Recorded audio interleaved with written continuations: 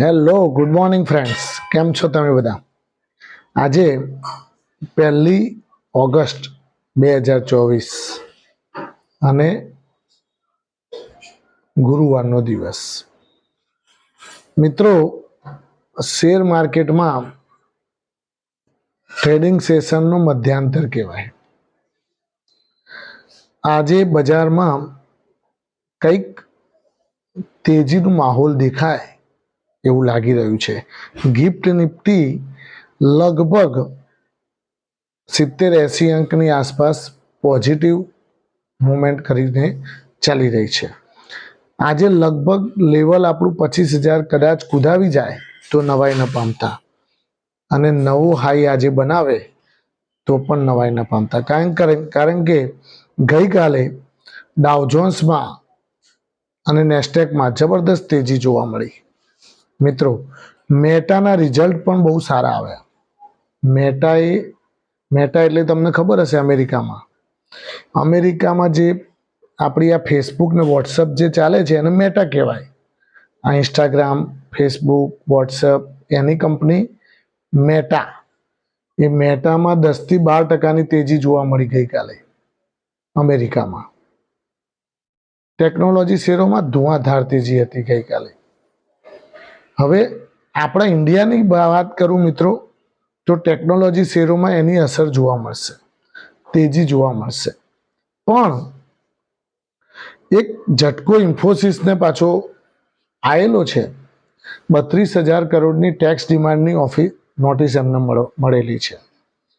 32,000 કરોડની tax ડિમાન્ડની notice મળેલી છે.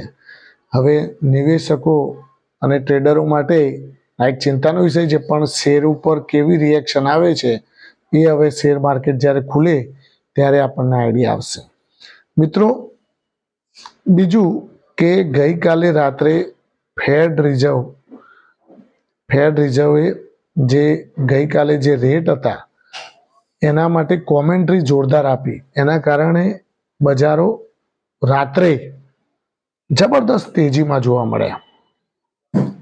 ડાઉ જોન્સ જુઓ, તમે નેસ્ડેક જુઓ, S&P 500 જુઓ, 3 ઇન્ડેક્સ ધુઆધાર તેજી.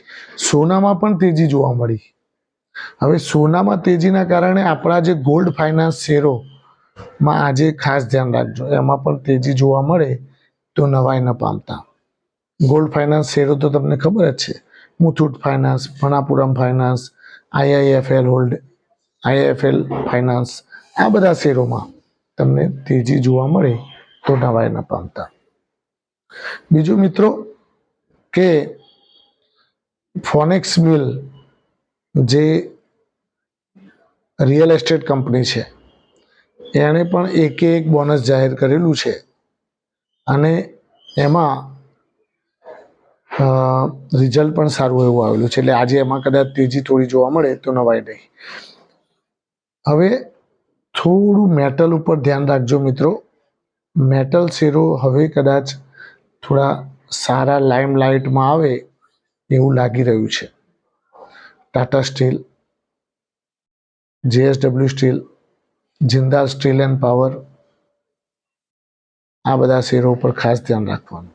હિન્દાલ્કો, નાલ્કો બધા સારા છે. ભલે અત્યારે ઘટાડો છે, પણ આ ખરીદવાનો મોકો છે.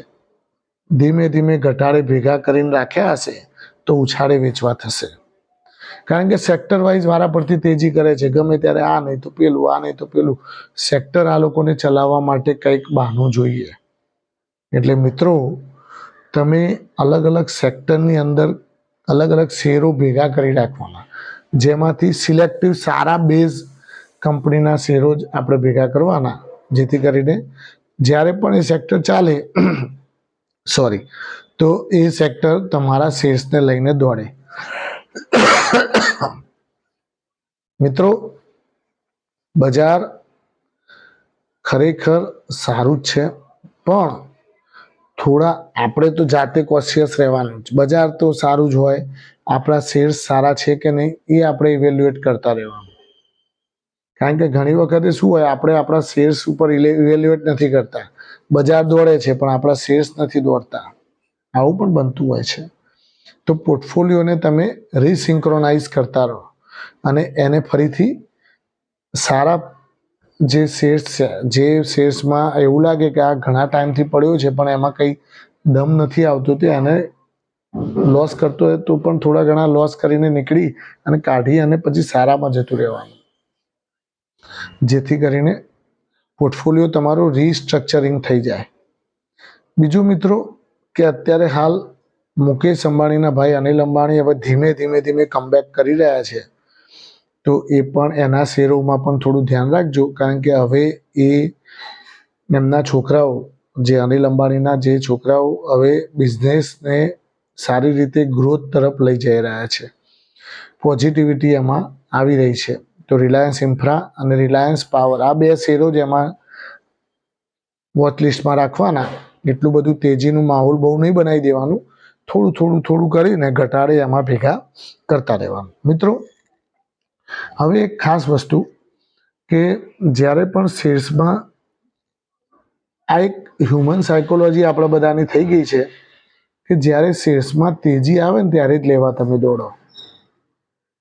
જ્યારે મંદી હોય ને ત્યારે તો લેવા ના જાય કે આ મંદીવાળો શેર છે તો લાવો એમાં પડીએ, તો ના, એ વખતે એ લોકો વિચાર કરે કે લઉં કે ના લઉં, આ ક્યારે દોડશે વળી, આ તો પડી રહ્યો ક્યારનો ટાઢાના જેમ. અને એ શેર અત્યારે તેજી બતાવતા હોય છે. આજે હું તમને ઉદાહરણના એક ભાગ સ્વરૂપે બતાવું તો આઈટીસી જુઓ, પડી રહ્યો તો 420 રૂપિયાના જેમ જે ભાવે થાંભલાની જેમ 495-96 થઈ ગયો, 500 ઉપર જઈ આવ્યો મિત્રો. HUL જુઓ, આ બધા હાથીઓ કહેવાય બજારના મિત્રો. હિન્દુસ્તાન યુનિલિવર, આવા શેર્સ લઈને મૂકી રાખવાના. પછી ટાટા સ્ટીલ અત્યારે ઘટાડા ઉપર છે, એ પણ ધીમે ધીમે ભેગા કરો, કારણ કે એના હવે ટાટા સ્ટીલ ઉપર પણ થોડી આવી ટેક્સની નોટિસ આવવાની તૈયારી લાગી રહી છે. એના ઉપર પણ સંકટના વાદળો થોડા ઘેરાયેલા રહેશે, પણ ચિંતા જેવું નથી મિત્રો. જ્યારે સેક્ટરો ચાલવા માંડે ને એટલે આ બધું નાના તો પ્રોબ્લેમો તો આવ્યા જાય. એટલા માટે ટાટા સ્ટીલમાં ઘટાડે ભેગા કરતા રહો, JSW સ્ટીલમાં ભેગા કરતા રહો, હિન્દાલ્કો લેતા રહો. પછી યુનો મિન્ડા મેં તમને કહેલું હવે 1000ની આસપાસ જ્યારે ચાલતો હોય ત્યારે તમે ભેગા કરો, પાછા ફરીથી 1150-1200 નો ભાવ આવે પાછા વેચી શકો તમે. મારુતિ હવે ફરીથી 13000 ઉપર નીકળી ગયો છે, એમાં થોડું ધ્યાન રાખવાનું. બે ત્રણ શેર, 1-2 શેર લો તો બહુ થઈ ગયું ભાઈ, મારુતિના બહુ થઈ ગયું. એ 13000 ભાવ છે ભાઈ, એટલે એક શેર લો તો 13000 રૂપિયા થાય, એટલે એમાં થોડું ધ્યાન રાખવાનું. પછી મિત્રો એશિયન પેન્ટ હમણાંથી ચાલ્યો નથી, બહુ ટાઢો ઠંડો થઈને પડેલો છે, પણ બહુ જોરદાર કંપની છે. તમે બધા જુઓ છો કે બધી જગ્યાએ કલર આપણે કરાવીએ છીએ, આ એશિયન પેન્ટનો કલર વધારે વપરાય છે અને દેશની નંબર 1 કલર કંપની છે. તો એશિયન પેન્ટ અત્યારે ઠંડો થઈને પડેલો છે, એનો મતલબ એને તમે શાંત ના સમજતા, ગમે ત્યારે દોડવા લાગશે. આ જ પ્રમાણે ઇન્ફોસિસ પણ 1300-1400 ની આસપાસ પડી રહ્યો હતો ત્યારે આપણે કોઈ લેતા નહોતા, પણ જ્યારે આપણે રિકમેન્ડ કરેલો કે ભાઈ આઈટીમાં ધીમે ધીમે ઇન્ફોસિસ, TCS ને આ બધા ભેગા કરતા રહેજો, તો અત્યારે વેચવા થાત ને મિત્રો. હું તો કહું છું જ ગળું ફાડી, પણ તમે એનો અમલ કરતા નથી. જો અમલ કરશો તો 100% પ્રોફિટ થશે. એટલે મિત્રો હંમેશા સારા શેર્સ ભેગા કરેલા હશે, પ્રોફિટ તમારે ક્યાંય જવાનું નથી, પ્રોફિટ તમારા ખોળામાં આવીને પડશે. એટલે સારા શેર્સ ભેગા કરી અને પોર્ટફોલિયોને મજબૂત બનાવો. Thank you very much. ખૂબ ખૂબ આભાર. આજનો દિવસ તમારા માટે શુભ રહે, નવું હાઈ બનાવે, નવું નિફ્ટીનું લેવલ બને, 25000 કુદાવી અને નવાસરથી નવી તેજીનું શરૂઆત થાય એવી આપણે આશા સાથે માય પ્રોફિટ પોઈન્ટ ચેનલ તમને આશા રાખે છે. Thank you very much. ખૂબ ખૂબ